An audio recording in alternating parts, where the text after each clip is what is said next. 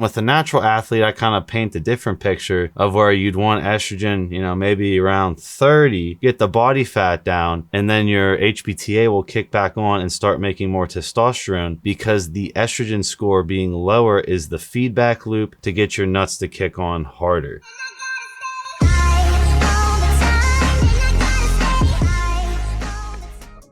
What is up, everyone? It's Russo. I hope everyone is doing well. Today's ASMR sip is 1907, 1907wire.com, coupon code Russo.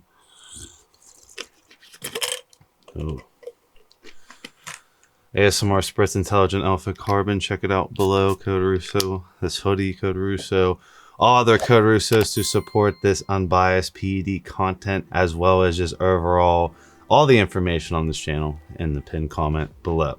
Welcome back to another comparison of estrogen for natties versus estrogen for enhanced people.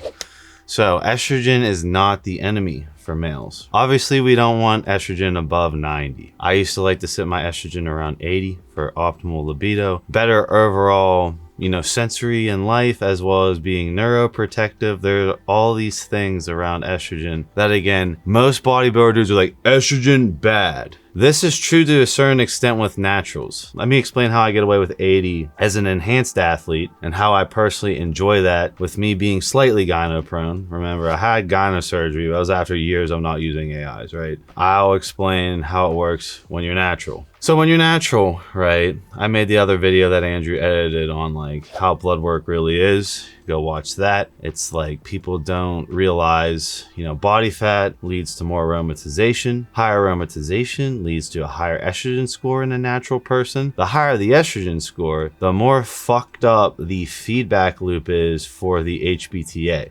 Meaning, in a natural athlete, I wouldn't recommend you go to 80. I feel good on 80, you know, me personally, I'm an enhanced athlete, meaning I'm always injecting testosterone. I'm not relying on this feedback loop. For a natural athlete, you are relying on this feedback loop. And if you're judging your testosterone score thinking it's never going to go up when you're fat and have more aromatization because you're fat, you then are stopping the natural feedback loop for your body to produce more testosterone. So again, with a natural athlete, I kind of paint a different picture of where you'd want estrogen, you know, maybe around 30, get the body fat down, and then your HPTA will kick back on and start making more testosterone, because the estrogen score being lower is the feedback loop to get your nuts to kick on harder. So that's one of these things that when guys pull their blood work, they're like, oh, I'm 200, 300, you know, they're playing fucking video games, not working out that hard, and have a fucking high carbohydrate diet and they're fat all the time. You can get away with that sort of shit when you're enhanced because you're bypassing that feedback loop, but everything is so delicate when you're natural that you want to keep that feedback loop going, and just fixing that in general could fix all your issues. If you have low libido and you're natural, all this shit, you could just literally get your estrogen down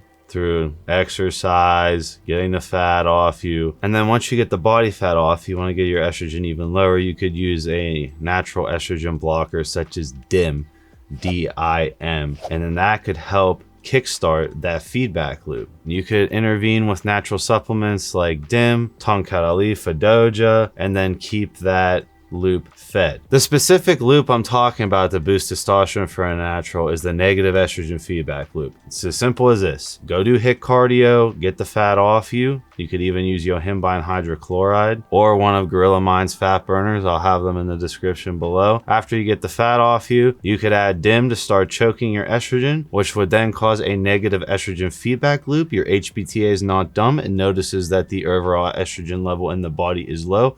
Thus, it compensates by producing more testosterone. Now that you don't have all the fat on you, you don't have any aromatization. You don't have nearly as much aromatization as you did when you were fat, meaning less of it's going to be estrogen converted. More of it's going to be DHT converted, which is known for drive, motivation, confidence, libido, male personality. And overall, you're going to have more testosterone in general to bind with your AR as a natural athlete. So that's like the whole thing with optimizing estrogen as a complete natty. Now let's go and talk about people who are cycling chronically, enhanced athletes, and how I see estrogen in that sense. And in that sense, when you have super physiological amounts of androgens all the time pretty much, and by super physiological amounts I mean anything around 250 milligrams a week of testosterone is a super physiological amount according to the medical data, right? So we're gonna go with that. I understand there's a lot of people in the comments like 250 a week's natty. If my syringe ain't full, it's not super physiological. It is. It is. So when you have that amount of androgens, you have a higher amount of neurotoxicity, and overall you're straining your cholesterol much worse. And you would want in my opinion, if you respond good, meaning everyone responds to estrogen differently. Some people get no gyno side effects, and it all depends how your AR and ER receptors are in your nipples, if it's really going to be stimulated hardcore or not. There are some people that get gyno so easy, other people who don't get gyno at all. But if you're like mid gyno prone, not really gyno prone, then again, I recommend creeping up your estrogen to, like, unless you're competing or you want to look lean on the beach, but if you're just like chilling,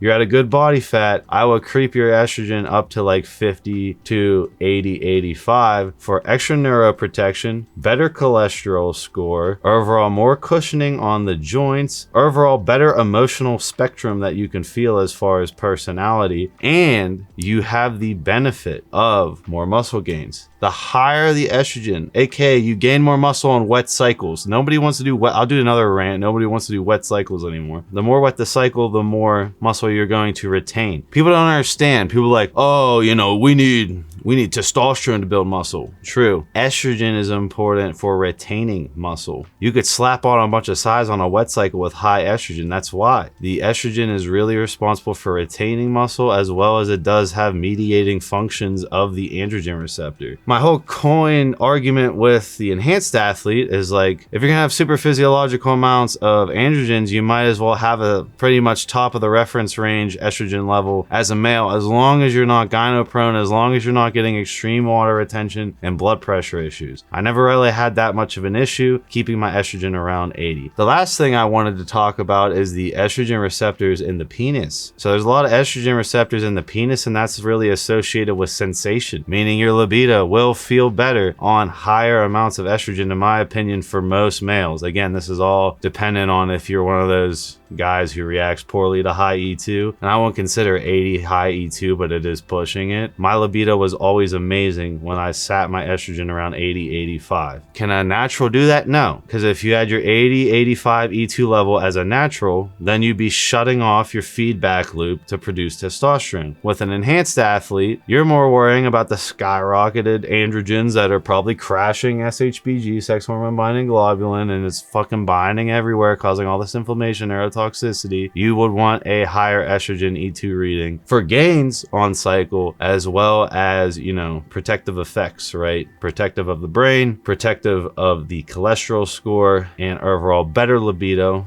better cushioning on the joints, more muscle retention, as well as more emotional spectrum with the estrogen. And then you would keep in mind that you would have the ability to continue and continue and continue to go with higher amounts of androgens without, you know, the damage of keeping your estrogen chronically low with AIs all the time, right? You keep your estrogen chronically low with AIs all the time, you're probably going to suffer with shittier cholesterol score, you're skewing the androgen estrogen ratio even more fucked. And I just think that people paint estrogen as the enemy. Estrogen is the enemy in muscle definition and a lean, dry look. You're not going for a lean, dry look all the time, especially if you're trying to gain fucking muscle. And that's where I think a lot of the younger guys always chase a lean, dry look, and then they look great when they're on their compounds. Do they really gain much? No. Why don't they gain much? Estrogen's associated with the muscle retention and the ability to gain muscle, right? So it's just like this vicious loop of them staying dry all the time and never really progressing, despite ruining the insides of their body with all these androgenic compounds. For a natural athlete, this isn't doable that way. play. You have to rely on the old school negative estrogen feedback loop to keep testosterone optimal. But I hope at the end of this video, you realize that estrogen is much more important than the average bro in the gym is gonna make it out. Because the average bro when I was growing up in this shit was like, yeah, you wanna keep estrogen around like 20, 30, keep it optimal, and you know, fuck estrogen, it fucking sucks, it has nothing to do with muscle building at all, blah, blah, blah, there's really no benefit. You know, we're high androgenic, low estrogenic, we don't wanna be like a woman. It's like overall my personality is the best on 80, 85 estrogen, right? I've had my estrogen higher and it starts fucking up libido and shit, but overall 50 to 80 is where I recommend you sit it, maybe a little bit higher if you're not gyno prone. If you're gyno prone or high E2 sides, disregard what I'm saying, because you'll most likely start getting gyno symptoms on 200, 250 milligrams if you're one of those individuals, and it sucks. But it all depends on how your epigenes are set up to the androgen and estrogen receptor on how sensitive you're going to be. But don't count estrogen out next time you're reevaluating your cycles, especially if you're trying to put on tissue. A wet cycle